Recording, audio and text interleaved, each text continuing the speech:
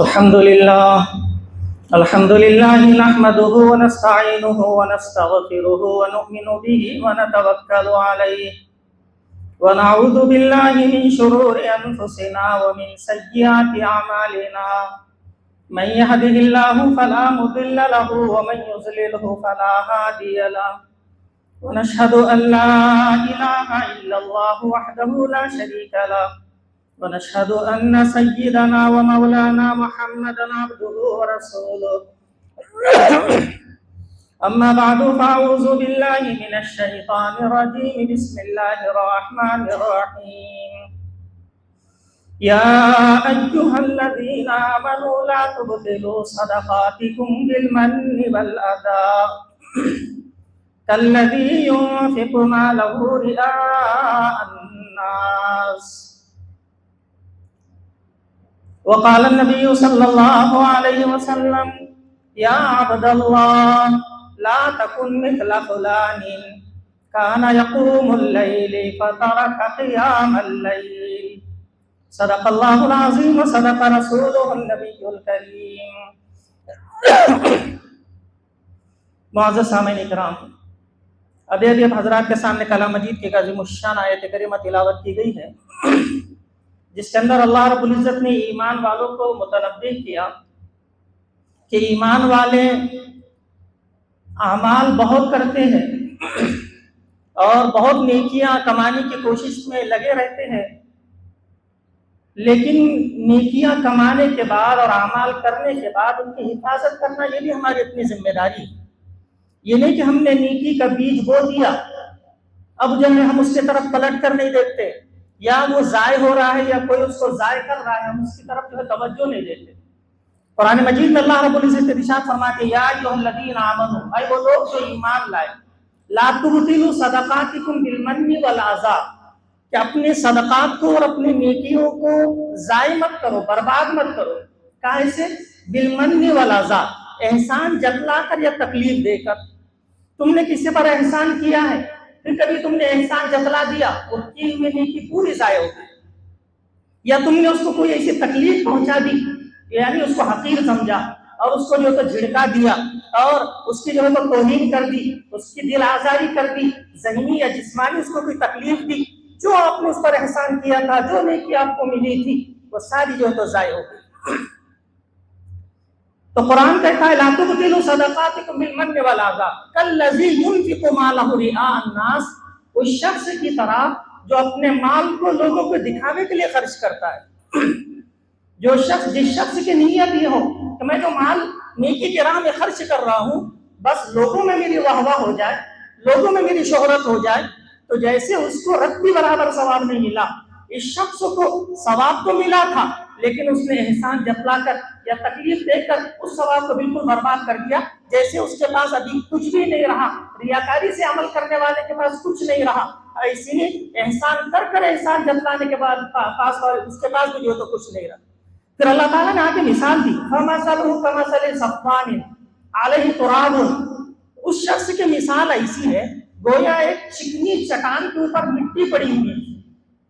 اب ایک کاشتکار گیا اور اس مٹی میں اس نے جو تو بیج بو دیا، فَأَصَابَهُ وَابِلٌ فَتَرَكَهُ صَلْدًا، اچانک زوردار بارش ہوئی اور وہ چٹان پھر چکنی چٹان بن گئی، جو مٹی اس کے اوپر تھی وہ پوری بہہ گئی۔ تو ایسے جو لوگ نیکیاں کرتے ہیں لیکن اس کے ساتھ کچھ ایسی برائیاں کر لیتے ہیں جس کی وجہ سے وہ نیکیاں جو تو ضائع ہو جائیں۔ اور اس کی اگلی آیت میں اللہ تعالیٰ نے بہت اچھی مثال جو ہے تو قرآن مجید میں بیان فرمائی، تیسرے پارے میں اللہ تعالیٰ نے اس کی جو تو مثال بیان فرمائی اَيَوَدُّ أَحَدُكُمْ أَن تَكُونَ لَهُ جَنَّةٌ مِّن نَخِيلٍ وَأَعْنَابٍ تَجْرِي مِن تَحْتِهَا الْأَنْهَارُ لَهُ فِيهَا مِن كُلِّ الثَّمَرَاتِ وَأَصَابَهُ الْكِبَرُ وَلَهُ ذُرِّيَّةٌ ضُعَفَاءُ فَأَصَابَهَا إِعْصَارٌ فِيهِ نَارٌ فَاحْتَرَقَتْ۔ اللہ تعالیٰ ارشاد فرماتے ہیں کہ جیسے ایک شخص کے باغات ہو کھجوروں کے، ایک شخص کے باغات ہو انگوروں کے،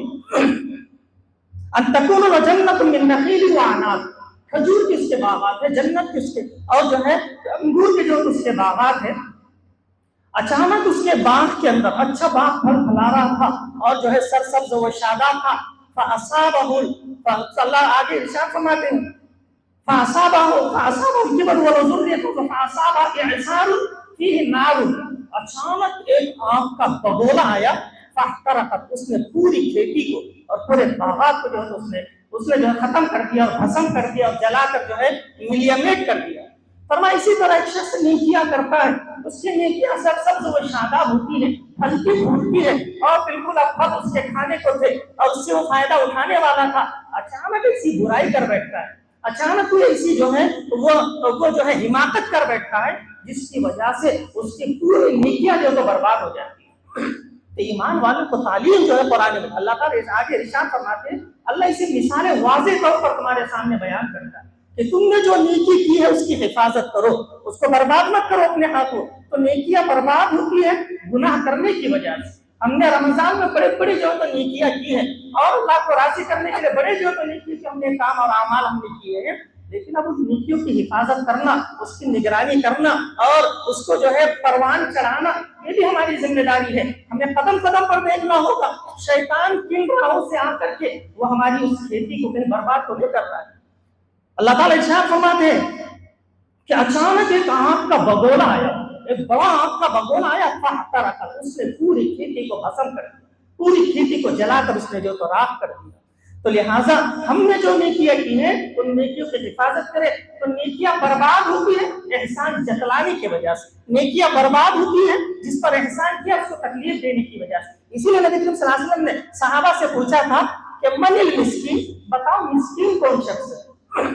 صحابہ نے عرض کیا اللہ کے رسول لمن لیس لہ دراہم ولا دنانیر، اللہ کے رسول ہماری نظروں میں مسکین وہ شخص ہے جس کے پاس روپیہ پیسہ نہیں، مال و دولت نہیں، بیچارہ پھٹی حال ہے، مسکین ہے۔ آپ نے فرمایا نہیں مسکین یہ نہیں ہے، مسکین وہ ہے جو کل قیامت کے دن بڑے بڑے اعمال لے کر آئے گا، اس نے خوب حج کیے ہوں گے، خوب عمرے کیے ہوں گے، خوب نمازیں پڑھی ہوں گی، اور بڑے اس نے جو ہے نمازیں اور جو ہے تسبیحات اور خوب مال جو اس نے خیرات کیا ہوگا، بڑے پہاڑوں جیسے وہ اعمال لے کر آئے گا،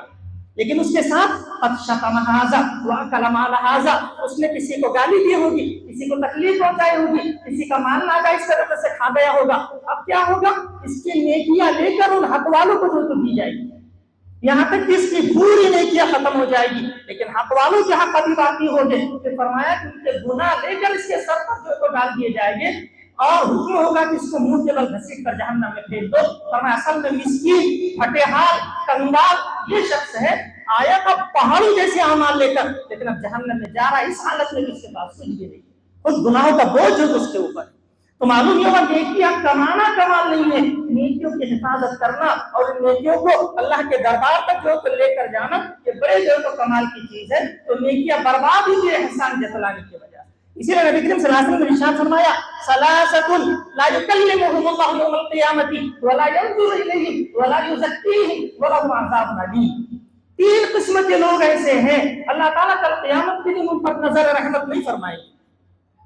ولا یزکیہم ان کا تزکیہ نہیں کریں گے، ولہم عذاب علیم ان کے لیے دردناک عذاب ہوگا۔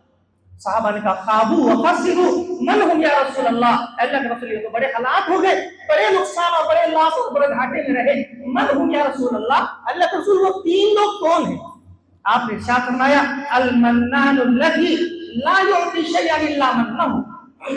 المنان الذی لا یعطی شیئا الا منہ، ایک وہ شخص جو کسی پر احسان کرتا ہے اور پھر احسان کر کے جو ہے اس کو جتلاتا ہے، اس کو بتلاتا ہے۔ اتنا کمزرف انسان ہے، کسی پر احسان کیا پھر کوئی ایسے موقع پر جو ہے تو جتلا دے، میں نے فلاں وقت تجھ پر احسان کیا، فلاں وقت تیری جو ہے مدد کی تھی، بھول گیا اس چیز کو، تو احسان کر احسان جتلانا۔ آپ صلی اللہ علیہ وسلم نے فرمایا یہ وہ لوگ ہیں کہ اللہ تعالیٰ ان پر نظر رحمت نہیں فرمائیں گے، ان کا تزکیہ نہیں کریں گے، ان کے لیے دردناک عذاب۔ تین قسم کے لوگ، احسان کر احسان جتلانے والا۔ دوسرا فرمایا المسبل ازارہ، دوسرا وہ شخص جو ٹخنوں سے نیچے اپنی تہبند لٹکاتا ہے۔ آج ہم اس کو گناہ ہی نہیں سمجھتے، مرد حضرات اس کو گناہ ہی نہیں سمجھتے۔ ٹخنوں سے نیچے پائنے پہننا، ٹخنوں سے نیچے ازار پہننا، ٹخنوں سے نیچے لنگی پہننا، ٹخنوں سے نیچے تہبند، چاہے جس قسم کا بھی ہو، یہ حرام۔ آپ صلی اللہ علیہ وسلم نے ارشاد فرمایا ما اسفل من الکعبین من الازار ففی النار، بخاری شریف کی روایت، ما اسفل من الکعبین من الازار ففی النار، کہ جو شخص ٹخنوں سے نیچے ازار لٹکاتا ہے وہ جہنمی۔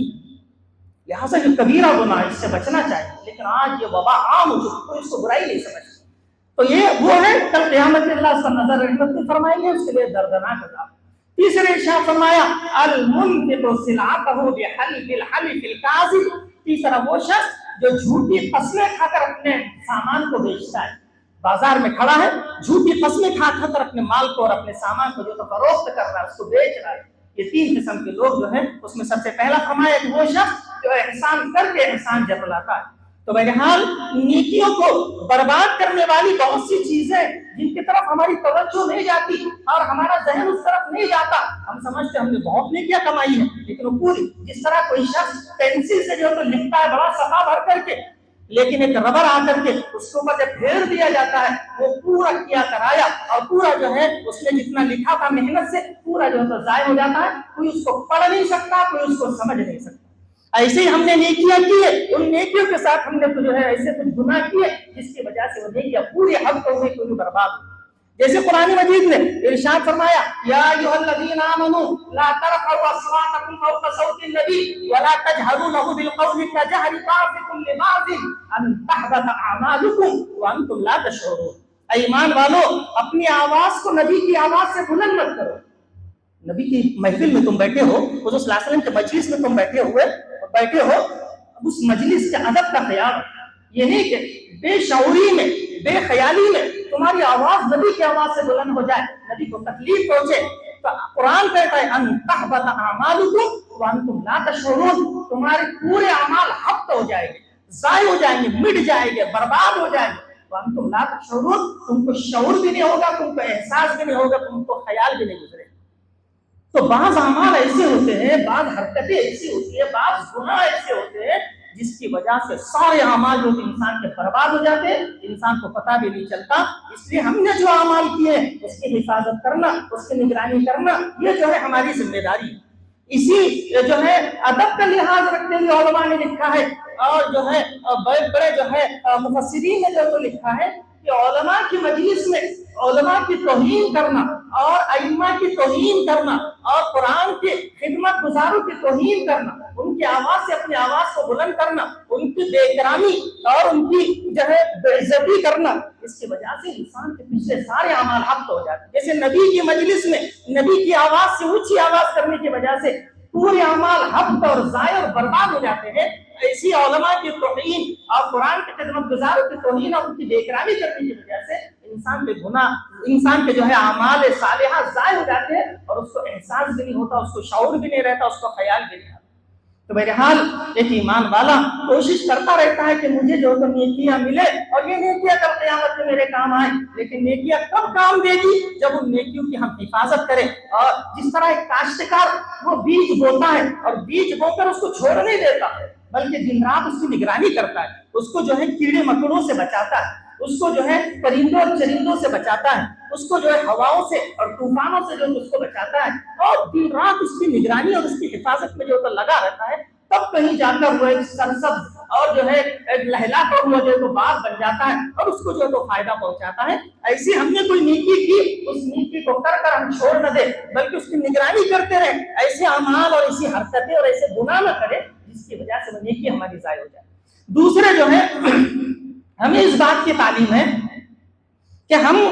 وقتی طور پر کچھ نیکیاں نہ کریں بلکہ جو بھی نیکی کریں وہ مداومت کے ساتھ اور پابندی کے ساتھ۔ آپ صلی اللہ علیہ وسلم نے حضرت عبداللہ ابن عمرو ابن عاص رضی اللہ تعالیٰ عنہ سے فرمایا تھا یا عبداللہ لا تکن مثل فلان کان یقوم اللیل فترک قیام اللیل، اے عبداللہ تو فلاں شخص کی طرح نہیں ہو جانا، وہ پہلے رات میں تہجد پڑھا کرتا تھا اب اس نے تہجد چھوڑ دی،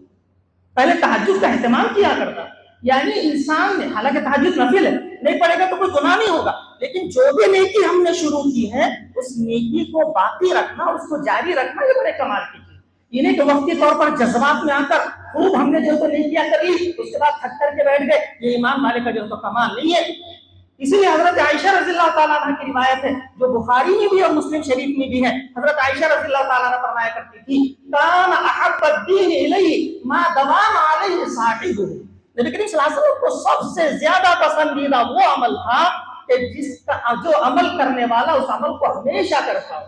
مداومت کے ساتھ، پابندی کے ساتھ، کنٹینیو ہمیشہ اس عمل کو کر رہا ہو۔ حضور صلی اللہ علیہ وسلم کو یہ عمل بہت پسند تھا۔ یہ نہیں کہ جذبات میں آ کر کچھ دن ہم نے بہت عمل کر لیے، اس کے بعد ان سارے اعمال کو ہم نے چھوڑ دیا، پھر ہم جو ہے شیطان کے لشکر میں جا کر جو ہے تو شامل ہو گئے۔ نبی کریم صلی اللہ علیہ وسلم نے ارشاد فرمایا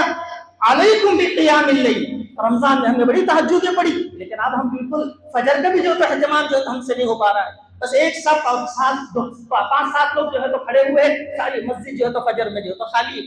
تو نبی کریم صلی اللہ علیہ وسلم نے ارشاد فرمایا علیکم بقیام اللیل، لوگوں تم رات کی نماز کو لازم پکڑ لو، فإنہ دأب الصالحین قبلکم، اس لیے کہ تم سے پہلے نیک لوگوں کی عادت رہی ہے، جتنے اولیاء اللہ گزرے ہیں سب تہجد گزار، تہجد کو چھوڑنے والے کوئی علیکم بقیام فإنہ دأب الصالحین۔ علامہ اقبال نے جو ہے تو ارشاد فرمایا کہ عطار ہو کہ رومی ہو، راضی ہو یا غزالی، کتنے بڑے بڑے مقام پر علامہ عطار اور مولانا رومی، مولانا راضی اور علامہ غزالی اتنے بڑے بڑے مقامات پر یوں نہیں پہنچ گئے، عطار ہو کہ رومی ہو، راضی ہو یا غزالی ہو، کچھ ہاتھ نہیں آتا بے آہ سحر گاہی، راتوں کے راہیں اور راتوں کے سحر، جو سحر کے وقت میں جو آہیں گاہی ہے اس کے بغیر کچھ ہاتھ نہیں آتا۔ تو بہرحال علیکم بقیام اللیل، تم رات کی نماز کو لازم پکڑ لو، فإنہ دأب الصالحین قبلکم، یہ تم سے پہلے نیک لوگوں کی عادت رہی ہے۔ اور آگے ارشاد فرمایا ھوا قربۃ لکم الی ربکم، تہجد تم کو تمہارے رب سے قریب کرنے والی ہے، بندہ تہجد کی وجہ سے رب سے قریب ہو جاتا ہے، ھوا قربۃ لکم الی ربکم۔ اور آگے ارشاد فرمایا ومکفر للسیئات، تہجد گناہوں کو دھو ڈالتی ہے، گناہوں کو مٹا دیتی ہے، ومنہات عن الآثام، اور آئندہ انسان کو گناہ کرنے سے بچاتی ہے، تہجد میں وہ پاور ہے، وہ طاقت آئندہ انسان کو گناہ کرنے سے بچاتی ہے۔ اور بڑی عجیب بات ارشاد فرمائی حضور صلی اللہ علیہ وسلم نے ومطردۃ للداء عن الجسد، تہجد بیماریوں کو جسم سے روکتی ہے، جسم تک بیماریوں کو جو آنے نہیں دیتی، بڑی کمال کی چیز۔ تو بہرحال ہم نے رمضان میں بڑا تہجد کا اہتمام کیا ہے، لیکن اب چونکہ وہ سارا اہتمام، وہ ساری نیکیاں جو ہم سے جو تو بعض لوگ کرتے ہیں، اللہ کا شکر ہے، لیکن اکثر لوگ جو ہے غفلت کے اندر جو تو پڑے ہوئے ہیں، تو ہمیں جو ان چیزوں کی طرف توجہ دینے کی ضرورت ہے۔ ایک تو یہ کہ جو نیکیاں ہم نے کی ہیں ان کی حفاظت کریں، ان کو برباد اور ان کو ضائع نہ کریں۔ کیسے ضائع ہوتی ہے؟ احسان جتلا کر، تکلیف دے کر، دل آزاری کر کے، وہ جو ہے نیکیاں پوری ہماری جو تو ضائع ہو جاتی ہے۔ دوسری یہ کہ جو ہم نیکی کر رہے ہیں اس نیکی کو کنٹینیو کرتے رہے، مداومت کے ساتھ کرتے ہیں۔ اسی لیے کہا کہ بہترین عمل وہ ہے خیر العمل ما دیم علیہ وان قل، بہترین عمل وہ ہے جس پر ہمیشگی ہو، اگر کہ وہ عمل تھوڑا عمل ہو لیکن ہمیشہ ہو، کنٹینیو، پائیدار ہو، مستقل ہو۔ یہ نہیں کہ وقتی طور پہ جذبات میں تھوڑے دن بہت عمل کر لی اور بعد میں جو ہے تو کچھ نہیں، سارا سال جو اسی طرح غفلت میں گزر گیا۔ تھوڑا عمل ہو لیکن کنٹینیو، سال بھر جو تو اس کو انسان کرتا رہے، یہ بڑا جو ہے تو فائدہ دیتا ہے اور آخرت میں ہمارے لیے بڑے جو ہے یہ جو تو نفع کا جو تو باعث بنتا ہے۔ تو لہٰذا ایک تو ہم نے جو اعمال کی ان کی حفاظت کریں، ان کو برباد ہونے نہ دیں، دوسری یہ جو عمل ہم کر رہے ہیں اس کو کنٹینیو کرتے رہے، اس کو پابندی کے ساتھ کرتے رہے اور مداومت کے ساتھ جو اس کو کرتے رہے، اس پر بڑے اجر ہے۔ قرآن مجید اللہ نے ارشاد فرمایا ان الذين قالوا ربنا الله، وہ لوگ جو یہ کہتے ہیں کہ اللہ ہمارا رب ہے، ان الذين قالوا ربنا ثم استقاموا، پھر اس پر وہ قائم رہتے، ڈٹے رہتے، جمے رہتے، یعنی کہ کچھ دن کیا اور چھوڑ دیا، ثم استقاموا ان الذين قالوا ربنا الله ثم استقاموا، تو کیا ہوگا؟ تتنزل عليهم الملائکہ، ان کے موت کے وقت فرشتے ان کے پاس آتے ہیں، تتنزل عليهم الملائکہ، اور کیا کہتے ہیں؟ اللہ تخافوا ولا تحزنوا، دیکھو تم ڈرنا نہیں۔ انسان آئندہ کے مراحل سے خوف کھاتا ہے، ڈرتا ہے، ان کو اطمینان دلاتے آئندہ تمہارے ساتھ کچھ برا ہونے والا نہیں، اللہ تخافوا، تم ڈرنا نہیں، ولا تحزنوا، جو بیوی بچے تم سے چھوٹ رہے ہیں ان سے تم غم مت کرو، اللہ تخافوا ولا تحزنوا وابشروا بالجنۃ التي كنتم توعدون، اور جنت کی بشارت لے لو، خوشخبری لے لو جس کا تم سے وعدہ کیا جا رہا ہے۔ نحن اولیاؤکم فی الحیاۃ الدنیا وفی الآخرہ، ہم دنیا میں بھی تمہارے دوست تھے، آخرت میں بھی ہم تمہارے دوست ہیں۔ انسان کسی ملک میں جا رہا ہے، اس کو پتا تو میرے دوست وہاں پر ہے، انسان کو اجنبیت محسوس نہیں ہوتی، خوشی ہوتی کہ میرے دوست، میرے جو مددگار وہاں موجود۔ فرشتے کہتے ہیں ہم دنیا میں بھی تمہارے دوست تھے اور آخرت میں بھی ہم تمہارے دوست ہیں۔ تو کس کے لیے؟ ثم استقاموا، جنہوں نے یہ کہا اللہ ہمارا رب ہے اور اس پر ہمیشہ ڈٹے رہے، ہمیشہ قائم رہے۔ لہٰذا ہم جو نیکیاں کر رہے ہیں رمضان میں جو کر رہے تھے اس کو کنٹینیو جو تو ہم باقی رکھیں۔ قرآن مجید میں بڑی عجیب جو آیت نبی کریم قرآن مجید میں اللہ تعالیٰ جو ارشاد فرمائی وَلَا تَكُونُوا كَالَّتِي نَقَضَتْ غَزْلَهَا مِن بَعْدِ قُوَّةٍ أَنْكَاثًا، دیکھو تم اس گڑیا کی طرح نہیں ہو جانا، اس عورت کی طرح نہیں ہو جانا جو ذہنی طور پر تھوڑی کمزور تھی، دن بھر جو ہے وہ جو ہے دھاگا بانٹتی تھی اور دھاگا جو ہے مضبوط بناتی تھی، جب رات ہوتی تھی اور شام کا وقت آتا تھا اس کو اپنے ہاتھوں سے ٹکڑے ٹکڑے کرتی تھی، یعنی اتنی محنت سے اس نے ایک چیز بنائی اور اخیر وقت میں اس کو جو توڑ دیا، اس کو ریزہ ریزہ کر دیا، اس کو ضائع کر دیا۔ تو قرآن نے مثال دی اس گڑیا کی طرح، اس عورت کی طرح نہیں ہو جانا، تم نے بڑی محنتوں سے نیک اعمال کیے اور کوئی ایسا کام کر بیٹھے جس کی وجہ سے تمہارے سارے اعمال جو حبط ہو گئے، ضائع ہو گئے، برباد ہو گئے۔ لہٰذا اعمال ہم نے کیے، ان کی حفاظت کرنا یہ ہماری ذمہ داری ہے۔ اللہ تعالیٰ سے دعا ہے اللہ تعالیٰ صحیح معنوں میں قرآن حدیث کے روشنی میں زندگی گزارنے کی توفیق عطا فرمائے۔